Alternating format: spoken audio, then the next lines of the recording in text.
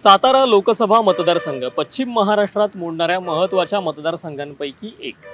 सातारा स्वराज्याची राजधानी म्हणून ओळखला गेलेला सातारा लोकसभेत काय म्हणून ओळखला जातो?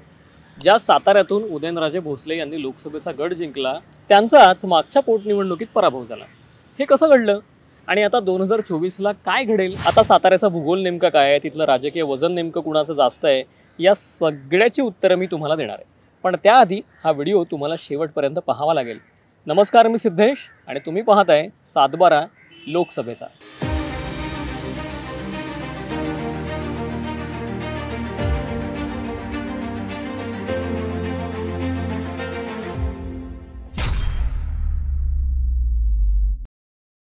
थेट सुरुवात करूयात साताऱ्याचा भूगोल जाणून घेण्यासाठी। पण त्याआधी एक महत्त्वाची आठवण, साम टीव्हीच्या यूट्यूब चॅनलला जर तुम्ही सबस्क्राईब केलं नसेल तर आधी सबस्क्राईब करा आणि हा व्हिडिओ तुम्ही फेसबुकवरती पाहत असाल तर साम टीव्हीच्या फेसबुक पेजला फॉलो करायला विसरू नका। आणि आता वळूयात थेट लोकसभेच्या भूगोलाकडे। 7/12 लोकसभा मतदारसंघ हा खुल्या प्रवर्गामध्ये मोडतो। सातारा लोकसभेमध्ये एकूण 6 विधानसभा मतदारसंघ आहेत। कोणते? तर वाई, कोरेगाव, कराड उत्तर, कराड दक्षिण, पाटण आणि सातारा। आता 2014 मध्ये सातारा लोकसभेमध्ये कोण जिंकलं आणि 2019 मध्ये कोण जिंकलं आणि किती मतांनी जिंकलं तेही पाहूयात। 2014 साली उदयनराजे भोसले यांनी राष्ट्रवादी काँग्रेस पक्षाकडून निवडणूक लढवली। त्यांच्या विरोधात पुरुषोत्तम पाटील यांनी अपक्ष निवडणूक लढवली, ज्यात तब्बल 3,66,364 मतांच्या फरकाने उदयनराजे विजयी झाले। आता 2019 चे आकडे बघा। 2019 साली ही उदयनराजे भोसले यांनी राष्ट्रवादी काँग्रेस पक्षाकडून निवडणूक लढवली, ज्यावेळी त्यांची शिवसेनेच्या अण्णासाहेब पाटलांबरोबर लढत होती। या निवडणुकीतही उदयनराजे भोसले यांनी 1,26,528 मतांनी अण्णासाहेब पाटलांचा पराभव केला। पण 2019 ला जरी उदयनराजे निवडून आले असले तरी नंतर राजकारण बदललं। राजेंनी राष्ट्रवादी सोडण्याआधी खासदारकी सोडली, त्यानंतर राष्ट्रवादीही सोडली, मग त्यांनी भाजपचं कमळ हाती घेतलं। त्यामुळे साताऱ्यात पोटनिवडणूक झाली। या पोटनिवडणुकीच्या प्रचारात मैदान गाजवलं ते शरद पवारांनी। पवारांची पावसातली सभा, त्याला मिळालेला भावनिक प्रतिसाद आणि यामुळे राजेंना बसलेला धक्का, हे चित्र महाराष्ट्राच्या निवडणुकांच्या इतिहासात कायम लक्षात राहण्यासारखंच आहे। शरद पवारांचे अत्यंत जवळचे मित्र श्रीनिवास पाटील निवडणुकीला उभे राहिले। त्यांनी पोटनिवडणुकीत काय कमाल केली तुम्हीच बघा। सलग 2 वेळा निवडून आलेले राजे 2019च्या पोटनिवडणुकीत पराभूत झाले। उदयनराजेंना 87,717 मतांनी पराभव स्वीकारावा लागला। म्हणजे सातारा लोकसभेच्या जागेवर सलग तिसऱ्यांदा राष्ट्रवादी काँग्रेसचा उमेदवार निवडून आला। सलग 2 वेळा राष्ट्रवादीनेच साताऱ्याची लोकसभा जिंकली। आता 2019 आणि 2014 साली पक्षांना मिळालेल्या लोकसभेतील मतांची आकडेवारी काय होती हे पाहणं सुद्धा त्यामुळेच फार इंटरेस्टिंग आहे।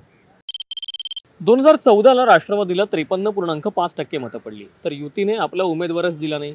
2019 मध्ये पाहिलं तर चित्र काहीसं असं आहे, राष्ट्रवादीला 51.9% इतकी मतं मिळाली, तर शिवसेनेला 40.6% मतं मिळाल्याचं दिसतं। म्हणजेच आतापर्यंत तरी राष्ट्रवादी काँग्रेस पक्षाकडेच सातारकरांचा कल असल्याचं दिसतं। पोटनिवडणुकीतही हेच चित्र दिसलं का?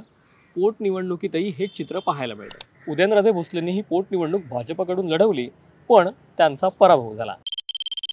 म्हणजे पोटनिवडणुकीतही राष्ट्रवादी काँग्रेस पक्षाने या मतदारसंघामध्ये बाजी मारली। आता साताऱ्यात कोणत्या पक्षाकडे लोकसभेत किती मतांचा कौल जातोय हे आपण पाहू। पण हे जे चित्र आहे ते 2014 आणि 2019 ची विधानसभा निवडणूक होण्याआधीच आहे। पण आता 2024 मध्ये याहीपेक्षा वेगळं चित्र आहे, कारण 2019 नंतर महाराष्ट्राने 4 राजकीय भूकंप पाहिलेत। याचे पडसाद सातारा लोकसभा मतदारसंघावरही पाहायला मिळतील। ते कसे आणि नेमकं कोणकोणत्या गटात आहे, कुणी बंडखोरी केली आहे, याचाही डेटा बघूया। 2019 मध्ये सातारा विधानसभा मतदारसंघातून भाजपचे शिवेंद्रसिंह राजे विजयी झाले। कोरेगावचे महेश शिंदे आणि पाटणचे शंभूराज देसाई मुख्यमंत्री एकनाथ शिंदेंबरोबर गेलेत। वाईच्या मकरंद पाटलांनी राष्ट्रवादीतून अजित पवारांना पाठिंबा दिलाय। कराड उत्तरचे बाळासाहेब पाटील राष्ट्रवादी शरद पवार गटासोबतच राहिलेत। त्यामुळे आता सातारा लोकसभा मतदारसंघात भाजपचा 1, शिवसेना शिंदे गटाचे 2, राष्ट्रवादी अजित पवार गट आणि राष्ट्रवादी शरद पवार गट प्रत्येकी 1-1 आणि काँग्रेसचा 1 असे एकूण 6 आमदार विभागले गेलेत। पण राष्ट्रवादी आणि शिवसेना फुटण्याआधीचं चित्र वेगळं होतं। राष्ट्रवादी आणि शिवसेना फुटण्याआधी दोघांकडे प्रत्येकी 2-2 आमदार होते। काँग्रेसकडे 1 आमदार होता आणि भाजपकडे केवळ 1 आमदार होता. म्हणजे महाविकास आघाडी सरकारच्या काळात 6 मतदारसंघांपैकी 5 मतदारसंघांवरती महाविकास आघाडीचा ताबा होता आणि केवळ 1 मतदारसंघ भाजपला राखता आला होता. पण आता चित्र बदललंय. आता महायुती सरकारजवळ एकूण 4 विधानसभा मतदारसंघ आहेत. अर्थात पक्षफुटीमुळे विधानसभा मतदारसंघांची विभागणी झाली आहे, ज्यात सध्या तरी महायुतीचं पारडं जड दिसतंय. आता काही प्रश्नांची उत्तरंही जाणून घेणं तितकंच महत्त्वाचं आहे. ते प्रश्न आणि त्यांची उत्तरं काय पाहूयात. मागच्या 2 लोकसभा निवडणुकांमध्ये उमेदवार दुसऱ्या पक्षातून आलेला होता का? 2014 साली नाही. उदयनराजे हे राष्ट्रवादी काँग्रेस पक्षातच होते. 2019 साली काय झालं होतं? तर 2019 सालीही या प्रश्नाचं उत्तर नाही असं देता येईल, कारण इकडेही विजयी उमेदवार हे उदयनराजे भोसलेच होते. पण 2019च्याच पोटनिवडणुकीमध्ये मात्र वेगळं झालं होतं, कारण तेव्हा उदयनराजे भोसले हे भाजपात गेलेले होते. उमेदवार दुसऱ्यांदा निवडून आला की पहिल्यांदा?